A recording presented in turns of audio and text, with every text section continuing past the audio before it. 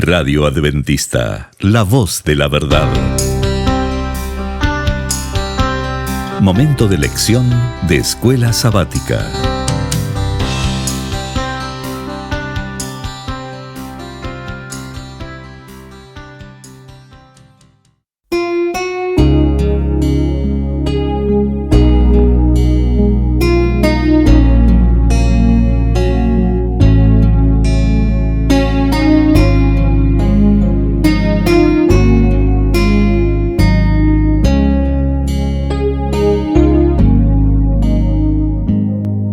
Bienvenidos amigos y hermanos al estudio diario de lecciones de Escuela Sabática.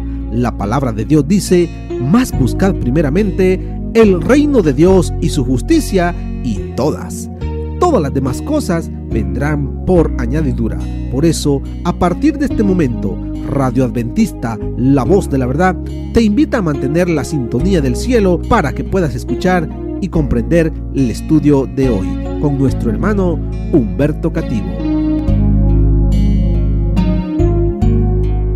Muy buenos días, mis queridos hermanos y amigos. Nuevamente estamos con ustedes a través de Radio Adventista, la voz de la verdad. Hoy, domingo 24 de enero. La lección se titula Fin de la oscuridad para Galilea. Oremos. Dios y Padre que mora en los cielos, Señor Jehová, alabado sea, oh Dios, su santo nombre. Gracias por este privilegio que tenemos de recibir su palabra, de recibir luz, de que nuestro entendimiento sea fortalecido con ella. Gracias, Dios eterno, por dejarnos estos mensajes para que a través de ella veamos su grande amor, porque tiene para con nosotros, su tierno cuidado y el anhelo suyo de que seamos salvos, que vivamos en la luz. Señor, denos sabiduría. Suplicamos sabiduría para poder captar todo este mensaje hermoso que hay en el libro de Isaías. Lo suplicamos en el sagrado nombre de nuestro Señor Jesucristo. Amén. Fin de la oscuridad para Galilea. Leamos Isaías capítulo 9, versículo 1 al 5. Mas no habrá siempre oscuridad para la que está ahora en angustia, tal como la aflicción que le vino en el tiempo en que livianamente tocaron la primera vez a la tierra de Zabulón y a la tierra de Neftalí, pues al fin llenará de gloria el camino del mar de aquel lado del Jordán en Galilea de los gentiles. El pueblo que andaba en tinieblas vio gran luz. A los que moraban en tierra de sombra de muerte, luz resplandeció sobre ellos. Multiplicaste la gente y aumentaste la alegría. Se alegrarán delante de ti como se alegran en la siega, como se gozan al repartirse un botín, porque tú quebraste su pesado yugo, la vara de su hombro y el cetro de su opresor, como en el día de Madián, porque todo calzado que lleva el guerrero en el tumulto de la batalla y todo manto revolcado en sangre serán quemados, serán pasto del fuego. Fin de la oscuridad. ¿Cuánto tiempo tuvo que pasar desde el tiempo de Acaz hasta que esto se cumpliese? Porque La luz es el Señor Jesús. Cuando Él vino a esta tierra, se hizo hombre, vivió en medio de nosotros, dio ejemplo de amor, de misericordia, atendió las necesidades, mostró correctamente el carácter de su Padre, anduvo sanando y todas las cosas que Él realizó. ¿Y por qué dice fin de la oscuridad para Galilea? Se recuerdan cuando el rey Acaz, que estaba asediado por Siria y por Israel, que se habían unido esos dos, y que él pidió ayuda a Asiria, a Tiglat-Pileser III, él vino y le ayudó. El ejército de Asiria vino y atacó a Israel por esos lados de las tierras de Zabulón y la tierra de Neftalí. Fueron las primeras tierras, las primeras regiones que Asiria tomó cautivas, y luego el resto. Estamos hablando de aproximadamente 700 años antes que el Señor Jesús viniese. Todo ese tiempo, el pueblo de dura cerviz recibía llamado de parte de Dios mediante los profetas. Pero el pueblo, en vez de atender las amonestaciones, se volvían en contra del profeta. Por eso tuvo que tardar tanto para que la luz pudiese venir y resplandecer. ¿Por qué Isaías 9:1 comienza con una palabra más? Pero, sin embargo, es una palabra de esperanza, en la cual no siempre reinará la oscuridad, no siempre reinará el pecado, sino que llegará el momento en que la luz, mas no habrá siempre oscuridad. Hay esperanza para este pueblo de dura cerviz.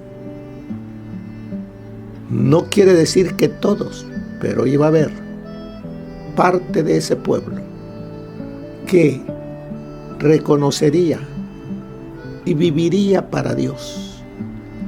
Mas no habrá siempre oscuridad para la que está ahora en angustia, tal como la aflicción que le vino en el tiempo en que livianamente tocaron la primera vez a la tierra de Zabulón y a la tierra de Neftalí.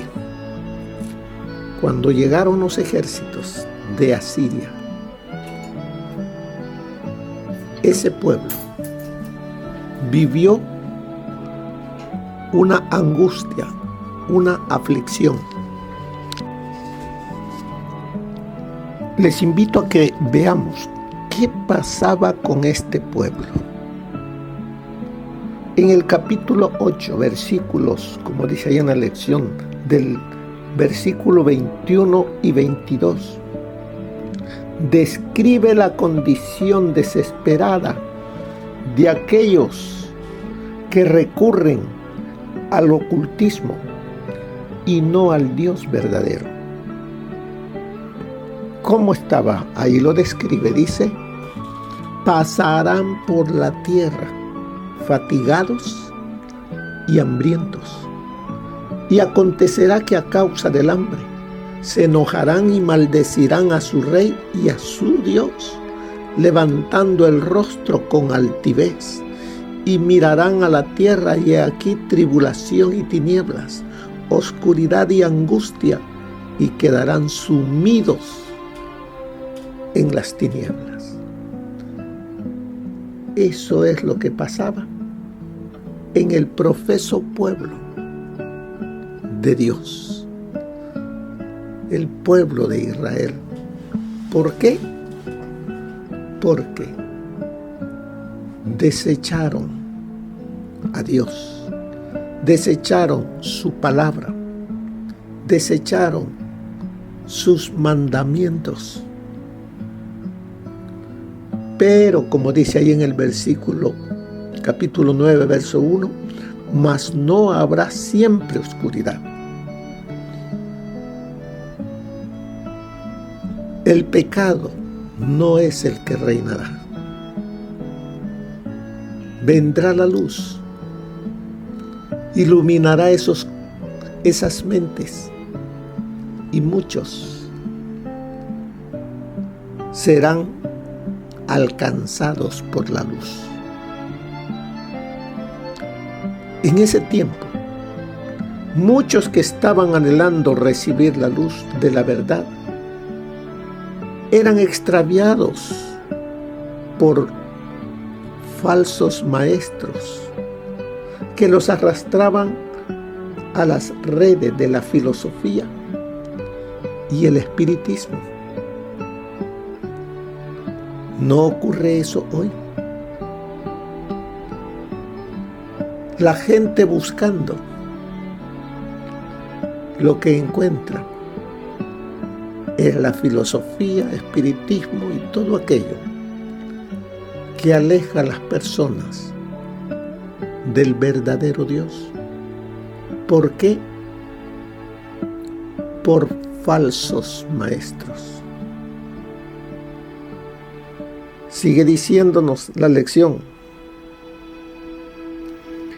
Al contrario, dice, llegará un momento en que no habrá oscuridad para la que está ahora en angustia. Tuvieron que pasar muchos siglos. Porque si estamos mirando desde el año 700, cuando Asiria se lleva cautivo a la parte norte de Israel,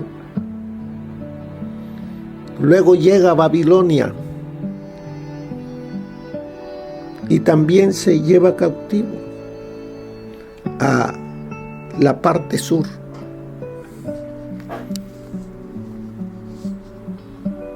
Luego viene el tiempo del rey de los medo-persas, cuando son liberados y nuevamente el pueblo llega a tener libertad. Otra vez el pueblo vuelve a la oscuridad. Viene la filosofía griega, el imperio griego. Luego viene, todavía allí son una nación libre, pero viene Roma, el imperio romano, y toda esa región la hace súbdita de él, del imperio romano. Perdieron otra vez su libertad. En ese tiempo es que viene la luz. La luz es Cristo. Y comienza, fíjese, comienza su ministerio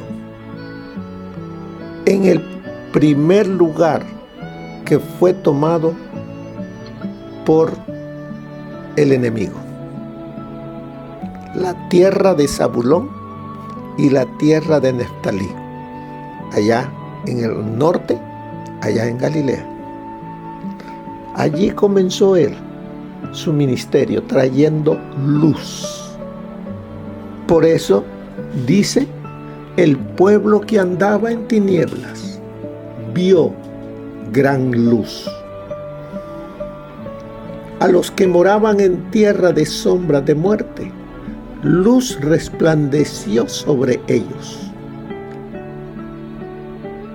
Fue un privilegio que el Señor Jesús anduviese en aquella región, sanando, atendiendo las necesidades del pueblo, mostrando a través de un ejemplo y de sus palabras cómo poder adorar correctamente a Dios, quitando tantas costumbres, leyes que el hombre había creado, porque había habido una falsa enseñanza del carácter de Dios. En los tiempos de Isaías, la comprensión espiritual de la humanidad se hallaba oscurecida por un concepto erróneo acerca de Dios. Durante mucho tiempo, Satanás había procurado inducir a los hombres a considerar a su creador como autor del pecado, el sufrimiento y la muerte. Los que habían sido así engañados se imaginaban que Dios era duro y exigente. Lo veían como al acecho para denunciar y condenar, nunca dispuesto a recibir al pecador mientras hubiese una excusa legal para no ayudar. La ley de amor que rige el cielo había sido calumniada por el gran engañador y presentada como una restricción de la felicidad humana, un yugo gravoso del cual debían escapar gustosos.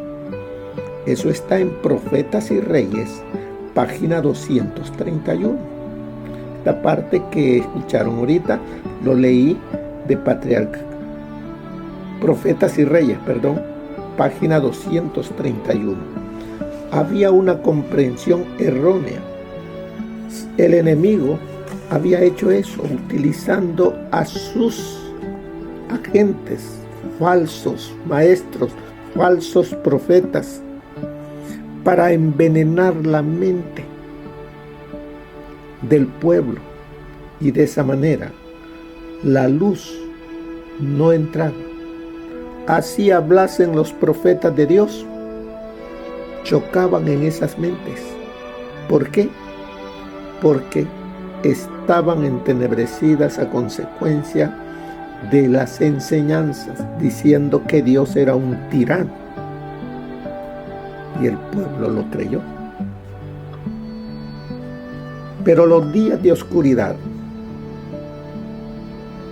se convertirían en una experiencia gloriosamente y luminosa y resplandeciente. Esto es precisamente lo que encontramos en la primera parte de Isaías capítulo 9. La Biblia revela las promesas y la esperanza que Dios ha dado a su pueblo en medio de la opresión.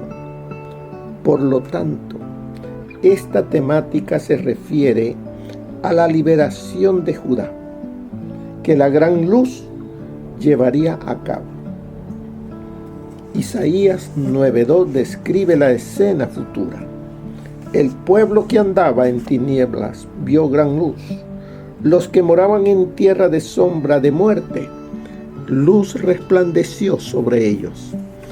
El acto de restauración se anuncia aquí, y la liberación del pueblo de Dios de su opresor estaría acompañada por el brillo de la presencia de Dios. Se alegrarán delante de ti como se alegran en la siega, como se gozan cuando reparten despojos. Este también es el lenguaje en Isaías 60, cuando Dios anima a su pueblo diciéndole que regresaría del exilio. Levántate, resplandece, porque ha venido tu luz y la gloria de Jehová ha nacido sobre ti, como dice en Isaías 61. ¿Es posible que el Señor intervenga en favor de su pueblo? Isaías lo confirma, porque tú quebraste su pesado yugo y la vara de su hombro, como dice Isaías, capítulo 9, versículo 4. Así es de que vemos.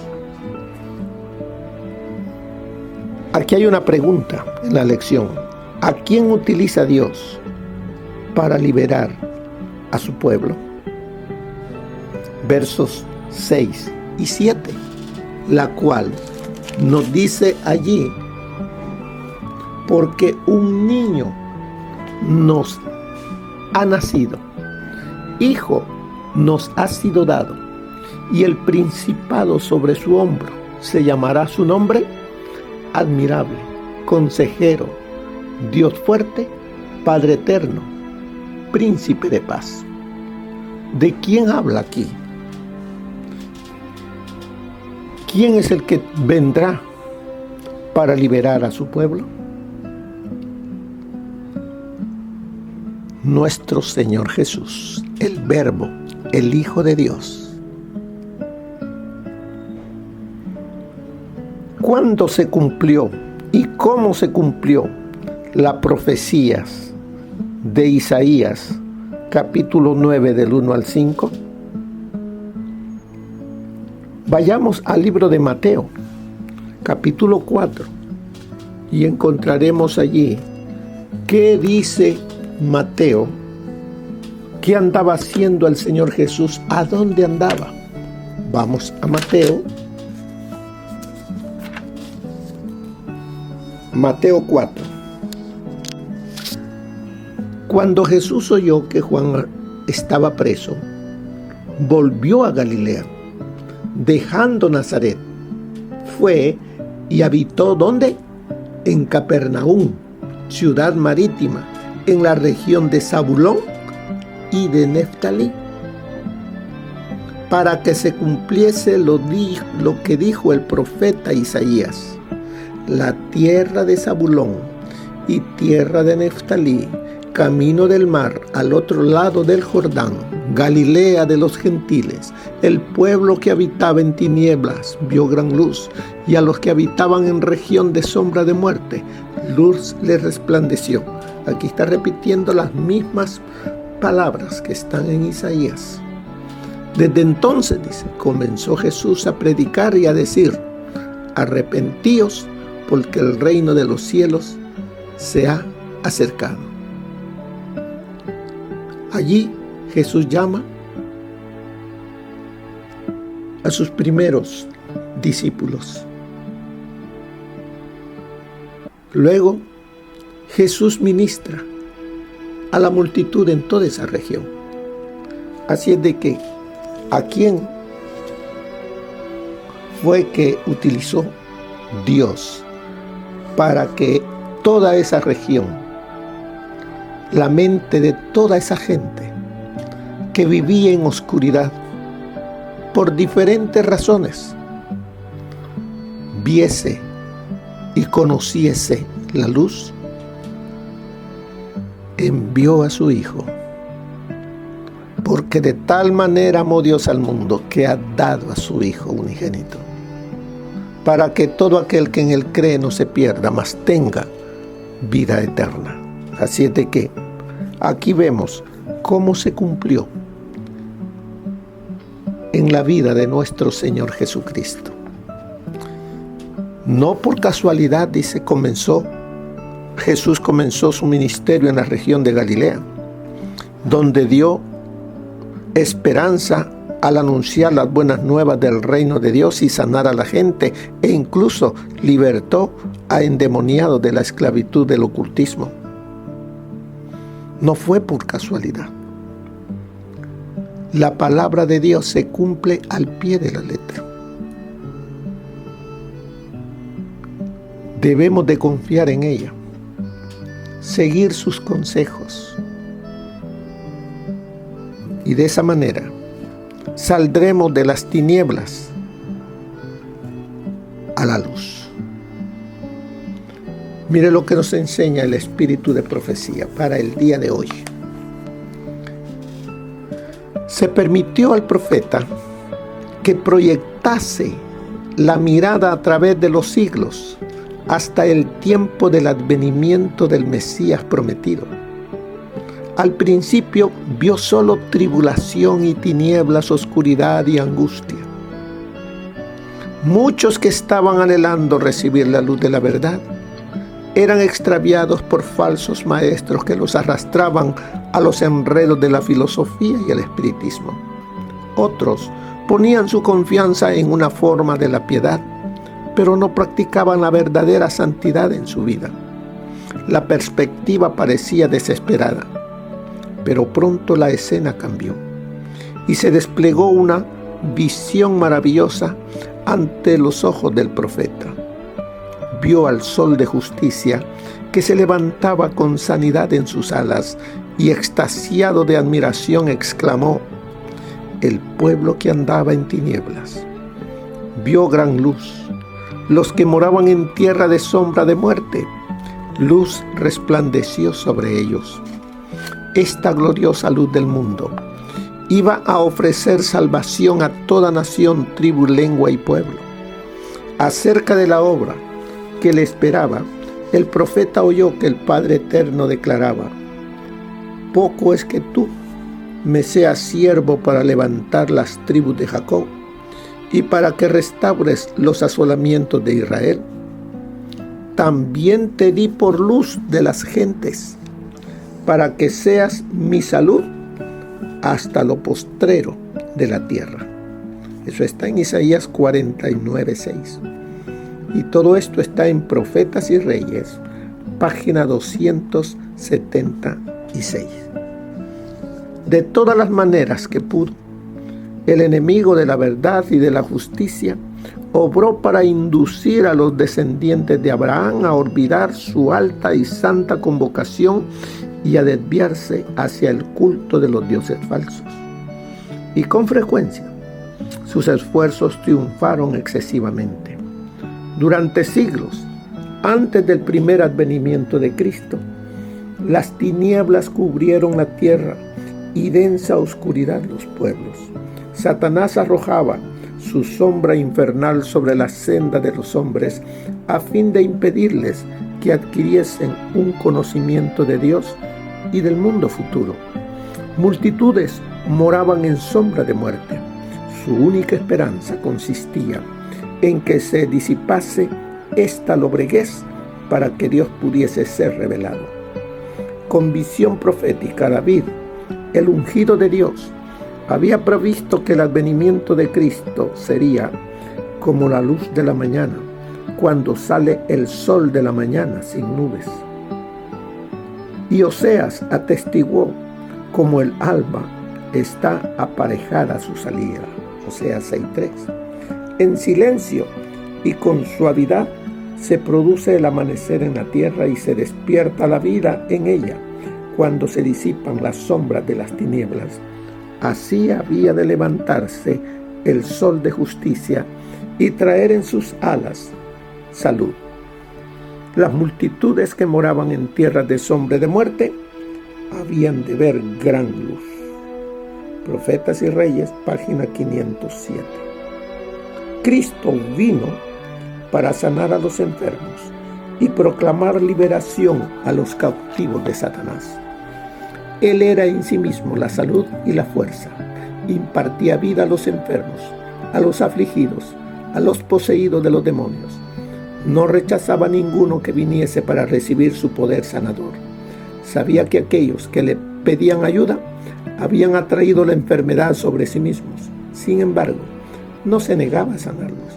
Y cuando la virtud de Cristo penetraba en estas pobres almas, quedaban convencidas de pecado, y muchos eran sanados de su enfermedad espiritual, tanto como sus dolencias físicas. El Evangelio posee todavía el mismo poder y ¿por qué no habríamos de presenciar hoy los mismos resultados? Eso está en Exaltada Jesús, página 252. Así es de que, hermanos, el Señor nos promete fin a la oscuridad. Pero también esa oscuridad está hoy. Y puede ser que en mí hayan todavía tinieblas. ¿Por qué? Porque permito que el enemigo me induzca a hacer cosas que no son de agrado para Dios. Pero si Cristo vive en mí, si Cristo vive en usted, ya las tinieblas no tendrán poder sobre usted. Usted vivirá en la luz, usted vivirá con Cristo y en Cristo, y se gozará viviendo para Él. Así es de que, hermanos, como dice al final aquí la lección, si alguien te preguntara, ¿de qué te ha librado Jesús?, ¿qué responderías? ¿Qué testimonio personal puedes dar sobre el poder de Cristo en tu vida? Si la luz ha nacido en ti, lleva esa luz a otro que esté viviendo una vida de angustia, de pecado. Sé un instrumento de Dios y de esa manera vivirás, sentirás y anhelarás hacer más y más por Cristo. Que el Señor te bendiga, hermano, hermana. Que tengan un feliz día. Amén. Gracias por habernos acompañado en el estudio de hoy de Lecciones de Escuela Sabática. Te esperamos para nuestra próxima transmisión aquí por Radio Adventista, La Voz de la Verdad. Y recuerda sintonizarnos siempre. También puedes encontrar estos audios en nuestro canal de YouTube. Búscanos como La Voz de la Verdad. Allí encontrará estos audios. Que tengas un feliz día. Te esperamos para la próxima.